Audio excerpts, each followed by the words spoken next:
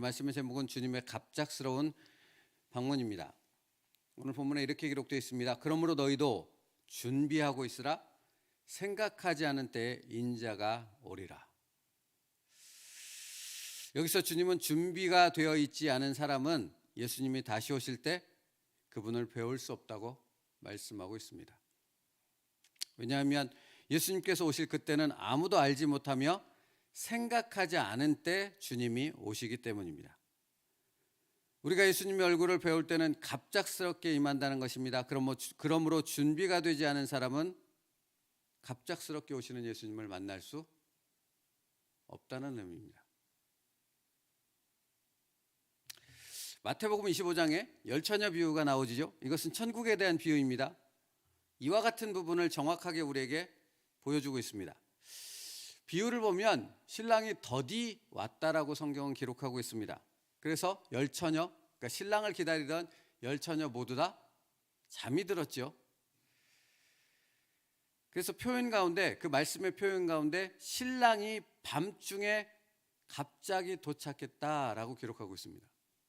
그러니까 기다렸는데 안 와서 잠이 드는 상태고 신랑은 한밤중에 갑자기 도착했다라는 것이죠. 그들이 전혀 생각하지 않은 때에 신랑이 왔다는 의미입니다. 이때 잠자고 있던 처녀들이 모두 다 황급히 신랑이 왔다는 소식에 깨었고 신랑을 맞으러 나아가게 됩니다. 여기까지는 지혜로운 다섯 처녀와 미련한 다섯 처녀 모두가 똑같습니다. 근데 다른 것은 무엇입니까? 잠잔 것도 똑같고 잠자다 깨어나서 한밤중에 온 신랑을 맞이하기 위해서 황급히 뛰어나간 것도 똑같습니다. 그리고 그 신랑을 맞기 위해 등을 준비했다는 것도 똑같지요. 근데 뭐가 다릅니까? 기름이 없어요. 지혜로운 다섯 처녀는 신랑이 언제 올지 모르니 이렇게 여분의 기름이라고 해야 되겠죠. 그러니까 언제든지 신랑을 맞이할 수 있는 그 기름을 준비하고 있었고, 미련한 다섯 처녀는 그 기름을 준비하지 않았던 것입니다. 아마도 이런 생각이 아니었을까요? 신랑이 왔다라는 소식이 들렸을 때, 그러니까 맞이하러 나갔다 그랬잖아요. 그러니까 코앞에 온 게 아니라 뭔가 신랑을 다시 맞이하러 나간 상황이었으니까 신랑이 왔다는 소식이 들렸을 때 그때 준비하면 되지 라고 생각했던 것이죠. 근데 그들이 생각했던 것처럼 일이 진행되지 않았던 것입니다. 신랑이 한밤중에 온 것입니다. 전혀 생각하지 않은 그때 온 것입니다. 그래서 신랑이 왔다는 소식을 듣고 그때서 부랴부랴 뭔가 기름을 사러 나갔는데 어떻게 된 것입니까? 이미 혼인잔치는 시작이 되고 문은 닫혀버린 것입니다. 이런 생각을 한번 해봤어요? 식당을 운영하는 사장님이 있는데 손님이 언제 올지 모르잖아요. 식당 운영하는 분은. 그러니까 식당 운영하는 사장님이 이렇게 생각하는 거죠. 손님이 왔을 때 그때 준비하면 되지 뭘 미리 준비해. 손님이 왔을 때 설거지하고 막 그때서 그릇 준비하고 밑반찬 그때서 마련하고 그때서 밥하고 그때서 음식 준비하고 모든 것을 그냥 가만히 두고 있다가 손님이 왔을 그때 뭔가 일을 시작해서 손님을 맞이해서 대접하면 되지 라고 생각한다고 해보죠. 손님이 기다릴까요? 될까요 그러면? 다섯 처녀가 그런 생각을 했다라는 겁니다. 신랑이 도착했을 때 그때 기름 준비하면 돼. 근데 말씀드렸듯이 상황은 그렇게 되지 않아요. 그들이 사러 간 사이에 신랑이 오므로 준비하였던 자들은 함께 혼인잔치에 들어가고 문은 닫힌지라. 혼인잔치에 들어간 사람들은 뭐 했던 사람들이라고 지금 얘기했습니까? 준비한 사람들은 잔치에 들어가고, 미련한 다섯 처녀 준비하지 않은 사람들은 그 혼인잔치에 들어가지 못했다 합니다. 그 다음에 이렇게 기록하고 있어요. 그 후에 남은 처녀들이 와서 이르되 주여 주여 우리에게 열어주소서. 대답하여 이르되 진실로 너에게 이르노니 내가 너희를 알지 못하노라. 여러분, 이 뒤에 내가 너희를 알지 못하노라 라고 기록하고 있다라는 거예요. 열처녀의 비유는 명확한 메시지를 우리에게 전달하고 있습니다. 준비되지 않은 사람은 다시 오실 그 예수님을 만날 수 없다라는 분명한 메시지입니다. 그렇다면 다시 오실 예수님을 만나 뵙기 위해 기다리는 성도에게 있어서 준비한다는 것이 뭐냐라는 겁니다. 기름을 준비한다라는 것의 그 기름은 무엇을 의미하느냐 하는 것이 되겠지요. 챔버스 목사님은 이 부분에 대해서 이렇게 이야기하고 있습니다. 예수님께서는 우리가 기대할 때 오시는 일이 거의 없습니다. 기대할 때 안 오신다는 말이에요. 그분은 우리가 가장 기대하지 않을 때 나타나십니다. 그리고 우리 입장에서 논리적으로 볼 때 그분이 오실 시기가 전혀 아닌 때 오십니다. 그렇죠? 우리 허를 찌른다라는 거예요. 그러므로 준비되지 않은 사람은 예수님을 만날 수 없다라는 동일한 이야기를 하고 있으며, 따라서 주님을 향해 언제나 충성스러운 사역자가 될 수 있는 유일한 비결은 언제나 주님의 갑작스러운 방문을 예비하는 것입니다 라고 말합니다. 그래서 이어서 뭐라고 설명하냐면, 예비하는 것에 대해서 설명하는데, 특별한 봉사를 하는 차원이 아니라 주님이 언제 오실지 모른다는 기대 속에서 실제로 주님을 집중적으로 기다리는 것입니다. 그러니까 챔버스 목사님의 말을 좀 집중해서 묵상해 보면, 기대라는 단어, 실제라는 단어, 집중이라는 단어에 주목해야 한다는 부분을 알 수 있습니다. 믿음의 성도가 다시 오실 주님을 예배한다는 것은 무엇입니까? 언제 오실지는 모르지만 그 주님이 우리의 삶에 실제로 오신다는 사실을 믿고 의심하지 않아야 한다는 것입니다. 거기에 집중하는 삶이 중요합니다. 생일날 아빠가 어린아이한테 이렇게 말합니다. 내가 네 생일날 네가 정말로 좋아하는 최고의 선물을 줄게 하고 약속합니다. 그러면 앞으로 생일날이 한 달 정도 남았습니다. 아이가 이 약속을 받았습니다. 그러면 아이는 그 한 달 기간 동안 오직 뭐만을 보고 살아가겠습니까? 아빠가 자기 생일날 주실 선물만을 바라보며 그것을 기대하며 살겠지요? 기쁠까요? 안 기쁠까요, 여러분? 기쁘겠죠. 기대가 있으니까. 주님이 오심을 믿는다라는 사실이, 그 믿는다라는 말이 바로 그런 의미를 얘기하는 것입니다. 아빠가 선물을 사줄 것을 아이는 믿어 의심치 않습니다. 당연히 사주니까요. 이전에도 아빠는 약속을 신실하게 지켰으니까요. 그러니까 아이는 그날을 기다리며 그날만을 고대하며 기쁨의 삶을 살아가게 되는 거죠. 그리스도인들이 살아가는 삶이 어떠합니까? 예수님이 오실 그날을 기대하며 그날을 바라보는 기쁨 때문에 오늘의 고단함과 오늘의 힘듦과 오늘의 어려운 삶들을 이겨 나가는 것이죠. 이 말이 무엇입니까? 여러분, 우리의 삶을 반드시 이렇습니까? 내가 기도하고 하나님 앞에 순종하고 내가 하나님 앞에 헌신하면 하나님께서 꼭 내 삶에 엄청난 축복, 세상들이 부러워할 만한 엄청난 축복을 허락해 주십니까? 아니지 않습니까? 내가 수고하고 헌신하고 하나님 앞에 최선의 노력을 기울였음에도 불구하고 세상 사람들은 나를 알아주지 않고 그것을 인정해 주는 사람은 전혀 없을 때도 얼마든지 있지 않습니까? 그죠?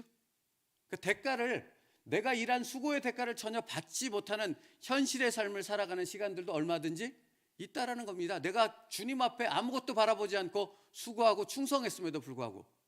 그런데 그러한 삶을 살아가는 우리의 그 기쁨은, 그것을 멈추지 않고 지속적으로 계속해 나갈 수 있는 그 힘은 어디서 나오는 것입니까? 주님이 다시 오실 그날을 믿고 확신하기 때문 아닙니까? 마치 어린아이가 기대로 가득 찬 삶을 살아가는 그 모습처럼요. 그래서 챔버스 목사님도 이 얘기를 하시더라고요. 이러한 마음 자세는 우리 인생을 어린아이 같은 기대로 가득 차게 합니다. 하나님께서는 이러한 자세를 기뻐하십니다. 그리스도인에게 있어서 예수님의 다시 오심, 다시 오시는 예수님을 만나는 그날은 어떤 날입니까? 천국에 들어가는 날입니다. 하나님의 영원한 안식 가운데 그 안식이 무엇인가를 우리가 비로소 경험하며 깨닫게 되는 날이 되는 것입니다. 주님이 오실 그날을 보게 되어진다라는 것이 무엇을 의미합니까? 예수 그리스도의 약속되어진 그 영광과 영화를 우리가 직접 보게 되는 날입니다. 그뿐이 아니죠. 그래서 사실은 성경에 수없이 그와 같은 약속들이 있습니다. 주님을 다시 배울 그날에 우리에게는 약속된 상급을 받게 되는 날이며, 주님이 말씀하셨다는 것처럼 내가 너희를 위해 거처를 예비하러 가노라 하신 것처럼 우리가 영원토록 안식 가운데 거하게 될 주님이 예비한 그 거처를 보게 되는 그 날이 되어집니다. 언제? 주님을 다시 만나게 될 그때입니다. 그래서 성경은 끊임없이 이 놀라운 축복의 날들을 우리에게 말씀하고 있는 것이죠. 그러므로 예비한다는 것이 무엇입니까? 준비한다는 것이 무엇입니까? 믿음으로 이 날을 기다리며 기대와 소망 가운데 살아가는 것을 의미하는 겁니다. 여러분, 그러므로 오늘 말씀 속에서 우리가 살펴봐야 되는 것이 무엇입니까? 우리는 주님을 예비하고 있느냐라는 것입니다. 기름을 준비하고 있느냐라는 것입니다. 그것이 의미하는 바는 두 가지라고 지금 설명을 드렸습니다. 첫째, 주님이 오심을 믿어 의심치 않는다는 겁니다. 두 번째, 그날을 기대하고 소망한다는 것입니다. 오늘 그날을 기대하고 소망하는 것이 마치 아빠가 생일날 선물을 사와 줄 것을 기대하며 기쁨의 날들을 보내는 것처럼 우리 또한 예수 그리스도께서 오실 그날을 기대하며 오늘의 고단한 삶들을 이겨나가는 기쁨과 감사의 삶을 살아간다는 것, 그것이 예비한다는 의미입니다. 여러분, 이 부분에 대한 것을 우리가 명확히 믿음 안에서 갖고 있지 않으면 우리는 속아요. 뭐에 속죠? 주님이 오실 그날이 언제인지 내가 가르쳐 줄게, 그때와 시가 장소가 언제인지 내가 가르쳐 줄게 하면 속아 넘어가는 겁니다. 그날은 아무도 알 수 없습니다. 왜 아무도 알 수 없는 것입니까? 그날을 기대하며 소망하며 살게 하기 위해서 그런 거예요. 이게 무슨 얘기인지 아시겠어요? 그 날이 언제인지를 알면, 예를 들어서 오늘이 며칠인가? 29일이죠. 내일 주님이 오신다고 했어요. 그러면 3월 1일부터 그날을 우리가 알았다고 치면 여러분 이렇게 살지 않겠습니까? 30일 날 주님이 오신다 그러면 29일 날 그때 회개하고 그때 주님 믿고 그때 주님을 위한 준비를, 맞을 준비를 하면 되는 거 아닙니까? 그렇게 얘기하는 사람 참 많지 않습니까? 아직 아닙니다, 목사님. 내가 주님을 만나게 될 그때 때가 되면 그때까지 놀다가 그때까지 하고 싶은 일 하다가 그때쯤 돼서 내가 예수님 믿을게요, 이렇게 얘기하는 사람 많지 않습니까? 근데 주님이 원하시는 것은 무엇이에요? 29일 날, 30일 하루 전날 그때 주님이 오실 걸 준비하는 걸 원하는 것이 아닌 거죠. 지금부터 시작해서 내가 주님을 만날 그날까지 끊임없이 주님이 오심을 믿으며 기대하며 소망하며 그날을 바라보는 기쁨 가운데 우리가 살아가는 하루하루를 살아가기를 원하시는 것입니다. 그러므로 여러분, 그렇기 때문에 고단하고 힘든 고난의 삶이 있지만 그날 하루하루를 감사할 수 있는 삶으로 살아갈 수 있는 것이 신앙이라고 말할 수 있는 것입니다. 왜? 내가 주님이 오실 그날을 확신하기 때문에, 그 주님이 오실 그날을 기대하고 소망하고 있기 때문에 그런 것입니다. 현실의 삶이 녹록하지 않을지라도. 그러므로 여러분, 성경에서 그날을 기대하는 사람들을 향해 계속해서 하시는 말씀이 뭔지 아세요? 깨어있으라 입니다. 마태복음 25장 13절로 그런즉 깨어있으라 너희는 그날과 그때를 알지 못하느니라. 마태복음 24장 42절로 그러므로 깨어있으라 어느 날에 너희 주가 임할는지 너희가 알지 못함이니라. 마가복음 13장 33절로 주의하라 깨어있으라 그때가 언제인지 알지 못함이라. 여러분, 지금 주님이 오실 그때를 하시는 말씀을 제가 세 구절을 읽어드렸는데 이 세 구절에 공통되게 들어가는 두 표현이 있습니다. 첫째, 깨어있으라. 두 번째, 그날이 언제인지를 알지 못하느니라. 그러니까 여러분, 우리가 신앙의 삶을 살아간다는 것은 눈에 보이는 어떤 것을 믿는 것이 아니라 눈에 보이지 않는 것을 믿음으로 바라보며 사는 것이라 히브리서는 말씀하고 있잖아요. 눈에 보이지 않는 그것이 무엇입니까? 주님이 오실 그날은 아직 눈에 보이지 않습니다. 말씀 안에서 그것을 믿는 것이죠. 그 믿음 안에서 소망 가운데, 기대 가운데 사는 것입니다. 여러분, 오늘이 행복한 것은 내게 오늘 좋은 일이 있고 내게 풍성한 삶이 있고 무언가 내가 붙잡는 것이 있어서 좋고 행복하고 기쁜 날이 아니라 오늘 내가 주님이 오실 것을 바라보는 믿음 가운데, 소망 가운데 살기 때문에 감사한 거고 기쁜 것입니다. 여러분에게 이것이 있냐라는 겁니다. 이게 없으면 올라갔다 내려갔다 올라갔다 내려갔다 반복이라고요. 좋을 때는 뭔가 뭔가 내가 만족스러운 내가 손에 잡히는 무언가가 보일 때는 그때는 기뻐요. 그때는 감사해요. 주님 할렐루야 이렇게 합니다. 근데 그렇지 않을 때는 할렐루야가 어디 있습니까? 아멘이 어디 있습니까? 저 밑바닥을 알지 못하는 땅끝까지 처박혀서 주님이 계신지조차 알지 못하는 불신앙의 사람들과 똑같은 삶을 살아가는 거죠. 여러분 어떠시냐고요? 내게 기쁜 일이, 눈에 보이는 어떤 기쁜 일이 있어서 오늘을 살아간다면 여러분은 주님이 오실 날을 예비하는 자가 아니라고요. 기쁘지 않습니다. 기쁨의 일들이 내 주변에, 내 현실의 상황 가운데 없습니다. 그러나 그럼에도 기쁜 것은 주님이 오신다는 약속이 내게 있기 때문입니다. 그것을 기대하기 때문입니다. 기대가 있으십니까? 소망이 있으시냐고요? 그래서 샘버스 목사님이 이렇게 권면해요. 그리스도인은 언제 어디서나 주님을 뵐 준비를 하는 삶을 사는 것입니다. 여러분,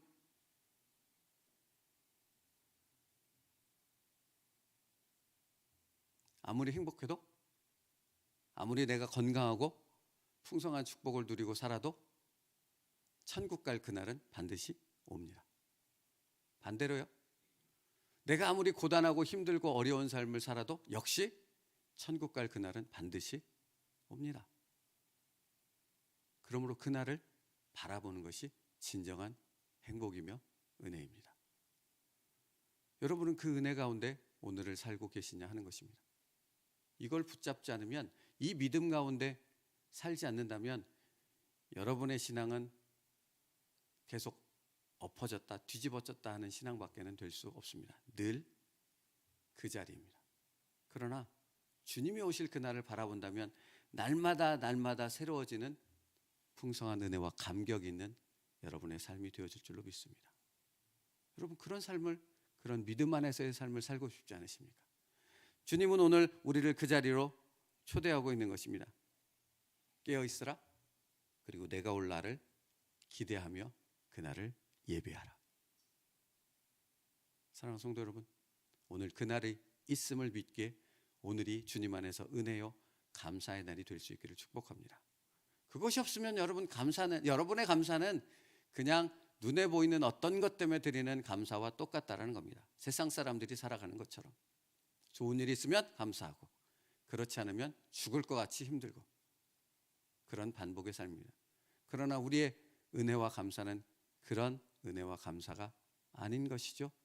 주님이 오실 그날을 기대하며 소망하기에 우리에게 임하는 은혜와 감사입니다. 그렇기 때문에 무너지지 않을 수 있습니다. 쓰러지지 않을 수 있습니다. 언제나 주님이 오실 그날을 바라보며 사는 삶이기에 우리가 가야 될 믿음의 길을 지킬 수 있는 것입니다. 그래서 신앙인은 강한 것입니다. 그런 강한 믿음의 신앙인 될 수 있기를 축복합니다. 거기서 나오는 힘입니다. 그게 없으면 우리처럼 보잘것없는 사람이 어디 있습니까? 그러나 우리는 주님이 주시는 그 믿음의 소망이 있습니다. 오늘도 그 믿음 안에서 승리할 수 있기를 주님의 이름으로 축복합니다. 기도하겠습니다. 우리가 주님을 예비하며 기다린다는 것은 주님의 오심을 의심하지 않는 것입니다. 그리고 언제 오실지 모르는 그 주님이지만 늘 깨어서 주님이 오실 그날을 사모하며 기대한다라는 것입니다. 아버지 하나님, 오늘도 그렇게 살아가는 하루가 되게 하여 주시옵소서.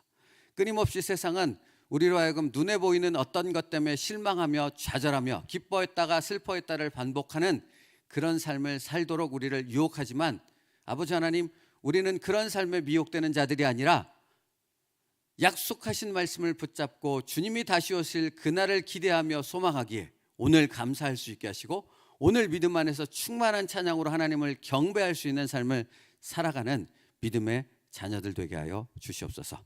예수님의 이름으로 기도 올리옵나이다. 아멘.